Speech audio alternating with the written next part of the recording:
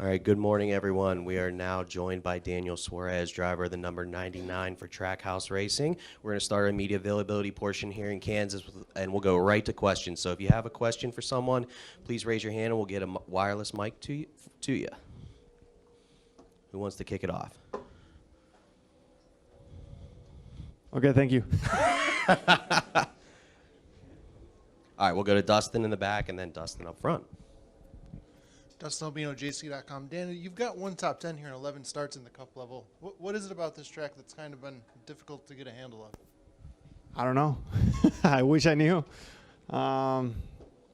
It's been a difficult place for me in the past, but this year has been different. Last time here, we were running top 5 when I had a flat tire, so and I felt like we were gonna have a shot to give a fight to the Toyotas for the win, but obviously, we didn't make it to that point. But I feel that the next gen car has changed a lot. The history, in the previous races, results and stuff like that. So, but yeah, I mean, in general, in the past, it wasn't a great place for me. But I truly believe that right now is quite different. I actually feel that we're going to be contending for the win this weekend.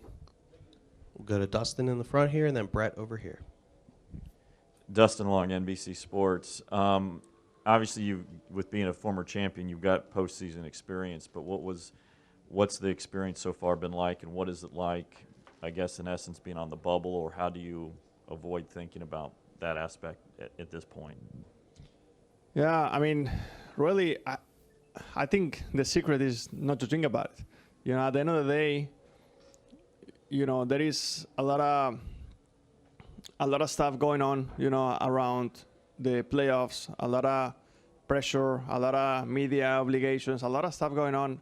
But at the end of the day, when we put the helmets on and we go to race, it's exactly the same thing. It's not different than Kansas 1 in the spring to Kansas right now to in the playoffs. So, you have to trying to be smart, trying to control what you can control. At the end of the day, I can only control one car, and that's the 99 team, and I cannot control what everyone else does or don't do. So I have to be smart, control what I can control, and put all my energy and effort into maximize the results for the 99.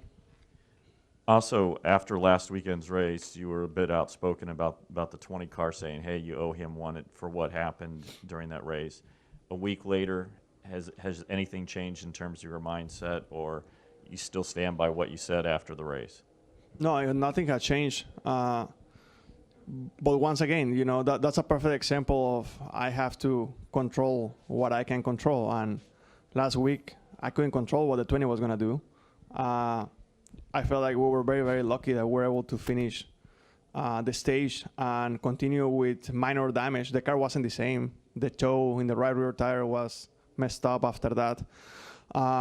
But, you make decisions as a race car driver, and you have to live with those, and that's the way he races. And, something that is very, very general in the Cup garage is that you're going to race people, and you have to expect those people to race you the same way back. If that's 100% clean, with a little bit of respect, very aggressive, that's the rule of the game. And I feel like it's going to be no different in this time. Obviously, I'm not thinking about it too much, but definitely I won't forget what happened last week, because it could have been way, way worse. I feel like I got very lucky.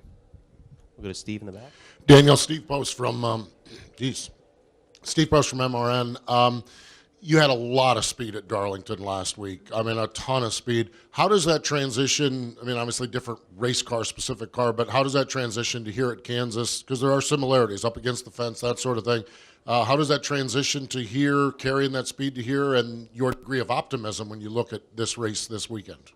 I'm very excited, man. I feel that I don't think people, nobody pays attention to a 99 team like I do, or my team, But we've been extremely strong. I mean, Daytona, we were in the position to win it before the rain. Probably we should have won that race.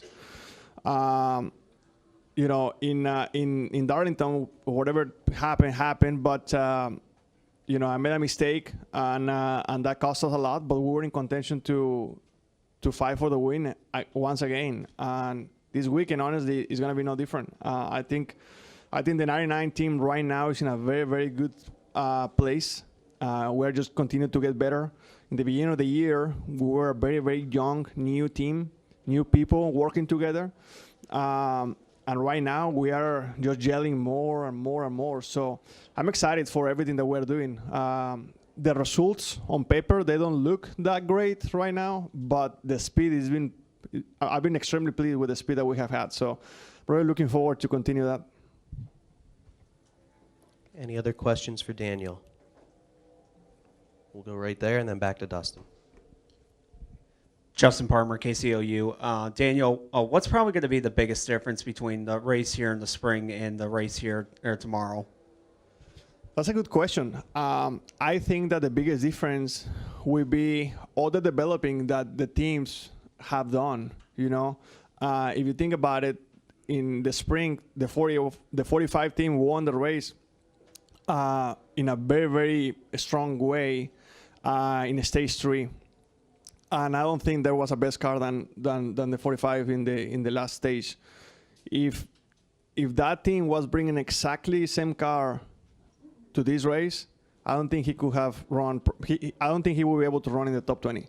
Like, the teams have got so much smarter, and they have got so much developing in a few months. It's crazy to me, and that just continues to go. And I felt that the biggest difference would be the develop and that we have done in the last few months. I think I was expecting the race to be hot.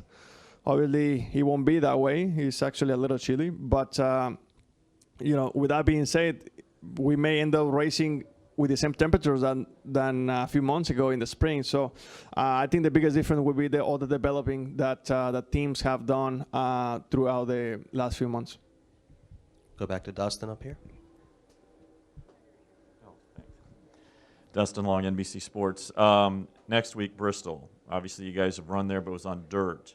So it's a brand new, I guess, racetrack in a way. What kind of a challenge and unknown is there with this car with being on the concrete there?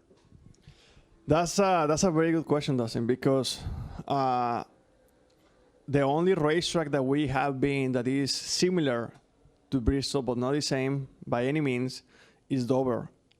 Nobody really knows what to expect in Bristol. It's a racetrack that it just is by itself. It's completely different than everything else, and it's a tough place.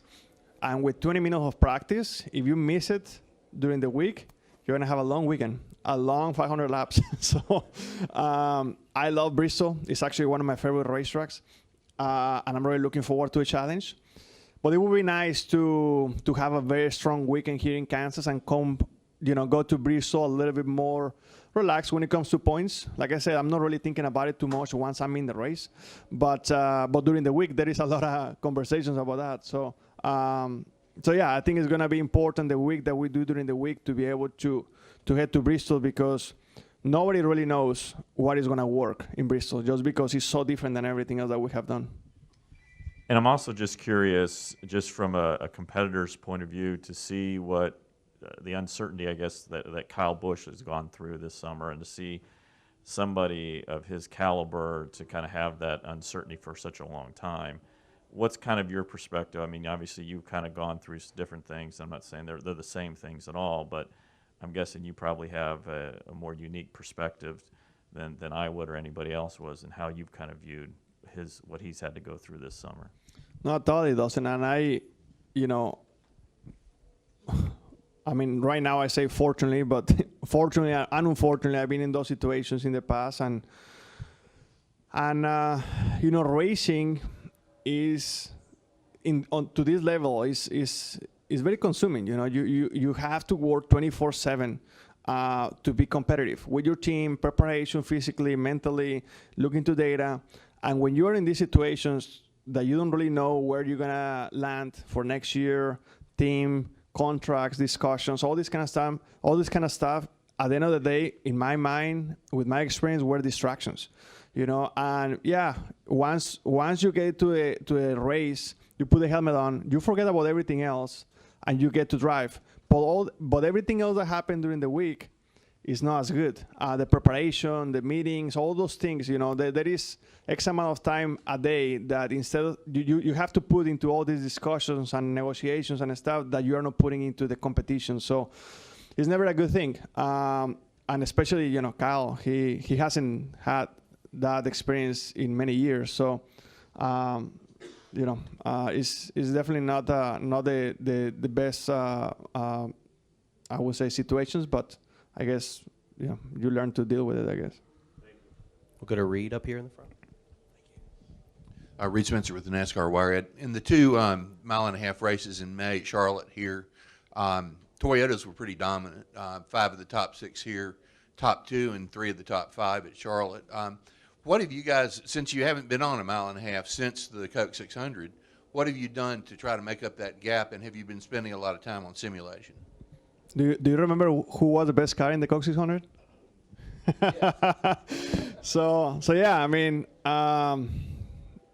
listen, I think that everyone has worked very hard, and honestly, what Toyota has been able to do in the last few months, it's been very good. They were not as good a few months ago, and now they have a pretty good package, whatever they were able to figure out. But I think that everyone in the Chevy camp, they have done a very, very good job just to continue to develop. I felt like we started the year as, I would say, the leader group in some of the racetracks, and then some of these guys, they were playing catch up, and some of these, like Toyota, they're already there with us, at times even a little bit better. But I feel like we continue to get better. I think that in Darlington we show some pretty good speed. We show that we can fight with them. I personally, I felt that I was going to be able to give them a fight. It was going to be a track position race, but I don't feel like they were much better than me. And I feel like hopefully, here in Kansas is going to be similar. That we can fight, in a level field. But I guess just time will tell. But I feel very confident. Honestly, everyone at Chevrolet, GM, they have done an amazing job. Trackhouse Racing with the 99 team and the 1 team, we have been working together very, very hard to continue to move forward. And I feel confident of where we are right now to continue to fight. We'll go to Dave in the back. Dave Moody from MRN. Kind of a 2-part question here. You obviously know what it's like to fight for and win a championship in a NASCAR National Series. Can you compare and contrast what you're going through now to what you went through then? How much more stressful, if it is? And then also, does having won the Xfinity title give you a better idea what you're in for here in the next 8 or 9 weeks? Yeah, that's a good question. I think that, if you really think about it, it's the same thing. It's exactly the same thing. The process is the same. The system is the same. What you have to go through is the same. The only part that is actually very different is the level of competition. But everyone is better, and everything is more difficult. But the system, the pressure, and the stuff that you have to do, how you have to be smart, how you have to pick and choose your battles, the same thing. So, I feel actually fortunate that I had the experience in the past to live an experience and learn from those from that championship battle in 2016, and it's been fun. If it wasn't because of that, probably right now I would feel a little bit more like, okay, man, what is next? What is going to happen next? I feel like at least I've been there before. But yeah, like I said, it's quite different when it comes to the competition. So really looking forward to continue to do what we've been doing. We have to, like I said, control what we can control. The 99 team has been doing an incredible job. Everyone is very calm. Everyone is very relaxed. We are taking one day at a time, and I felt that we're going to be in good shape. I truly believe that. I feel like the playoffs are coming in a very, very good time for Trackhouse Racing. All right, Daniel, thank you very much for your time, and best of luck this weekend. Thank you, guys. Have fun.